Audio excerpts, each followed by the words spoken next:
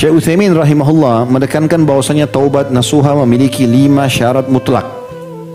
Ya. Yang pertama adalah ikhlas. Betul-betul makna ikhlas adalah mengharapkan pahala dari taubat itu serta takut akan azab Allah, ya. Bila tidak taubat akan dihukum. Itu maknanya ikhlas. Jadi bukan hanya mengatakan sama temannya, sama istrinya, sama suaminya, sama orang tuanya, iya saya mau tobat. Bukan itu, tidak cukup. Harus seseorang betul-betul dia dari hatinya mengharapkan pahala dari tobat itu. Dianggap betul-betul jadikan tobat itu ibadah. Kemudian dia takut kalau dia tidak sempat taubat, maka azab Allah akan datang. Ini sudah masyhur tentunya hadis Nabi SAW yang masyhur dalam hadis Abu Dawud, Inna Allah la yakbalu amalan illa ma kana khalisan liwajhi. Allah tidak akan menerima perbuatan kecuali yang ikhlas karenanya. Yang kedua, penyesalan dilandasi dengan ilmu dan keyakinan. Menyesal, tapi menyesalnya bukan karena ketahuan, ya. Menyesal bukan karena terpaksa. Menyesal bukan karena tidak enak, ya, sama orang-orang, sama atasan, sama pasangan hidup. Ada banyak orang begitu, selingkuh ketahuan, nangis-nangis depan pasangannya, tapi karena itu saja, makanya dia ulangi lagi. Syekh Utsaimin rahimahullah detail sekali mengatakan penyesalan harus diikuti dengan ilmu agama. Tahu memang harus syarat daripada taubat nyesal. Oh ini salah, gitu. Itulah yang penting. Kemudian keyakinan penuh bahwasanya memang ini syarat taubat. Dan dia yakin dengan dia menyesal maka akan jadi tameng yang kuat untuk mengulangi permasalahan itu. Jadi tidak akan ulangi lagi dosanya. Yang ketiga, meninggalkan dosa itu seketika dengan tulus. Ini kalimat tulus perlu digarisbawahi ini. Jangan meninggalkan dosa karena tidak ada kesempatan. Ya. Kalau ada orang tidak jadi berzina karena tidak ada lagi orang yang bisa diajak berzina, ya, itu bukan taubat namanya, gitu kan? Atau tobat lisan tapi masih ada yang nyangkut perbuatan dosanya, ya. Saya tahu ada beberapa orang ikhwah begitu, ngomongnya luar biasa, begitu ketemu ternyata masih terlilit riba ini dan masih buka pintu riba. Kok aneh ini? Dan buka pintu riba ini uniknya bicaranya, iya saya lupa Ustaz. Asyik betul lupa ini. Lupa riba.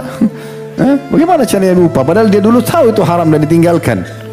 Tapi bahasa lupa ini gimana caranya? Walaupun saya sebenarnya tidak bertanya awalnya, tapi karena ada penjelasan dari dia, maka saya heran kenapa antum bisa terjerumus lagi nih?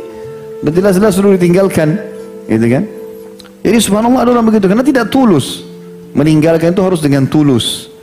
Meninggalkan lawan jenisnya berzina karena tahu ini haram dalam Islam, tinggalkan.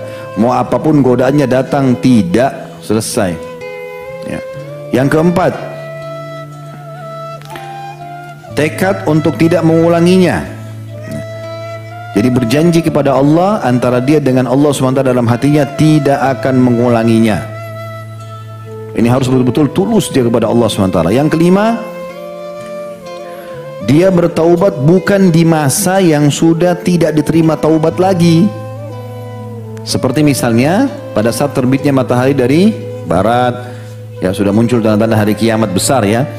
Tanda-tanda kiamat besar tentu kalau masih keluar dajjal, masih kabut, masih keluarnya dabah hewan melata, masih ada longsor yang terjadi, masih diterima semua taubat. Tapi kalau sudah terbit matahari dari barat, sudah selesai. Kata Nabi SAW dalam hadis sahih, ya, riwayat Bukhari Muslim, taubat diterima selama matahari belum terbit dari barat, ya. Begitu juga sebelum yang kedua, sebelum ruh. Tapi ini secara umum, ya. Berarti selama itu belum ada masih bisa terima taubat. Kalau secara khusus, ini Syekh Utsaimin tekankan mengatakan kalau secara khusus adalah pada saat ruh sudah sampai di tenggorokan. Kata Nabi SAW, taubat diterima selama belum sampai ke tenggorokan. Karena ruh itu akan ditarik terus keluar melewati tenggorokan. Seperti itulah. Ya. Dan selama 5 syarat ini insya Allah dipenuhi, maka taubatnya akan diterima oleh Allah Subhanahu wa ta'ala. Allah Subhanahu wa ta'ala menyebutkan juga dalam surah Al-Imran, surah nomor 3, 135. Ini kita tutup dalilnya dengan ini, ya, dalam masalah taubat. Yang bunyinya a'udzubillahi minasyaitonir rajim walladzina idza fa'alu fahishatan aw zalamu anfusahum dzakarullaha fastaghfaru lidzunubihim wa may yaghfiru dzunuba illallah wa lam yusirru ala ma fa'alu hum ya'lamun. Tadabburi ayat ini teman-teman. Artinya kata Allah, dan orang-orang yang apabila terjerumus dalam fahisha, artinya kata ulama tafsir, dia sudah mulai ada niat mau buat dosa itu. Kata sebagian ulama, sudah mulai menyentuh dosa itu.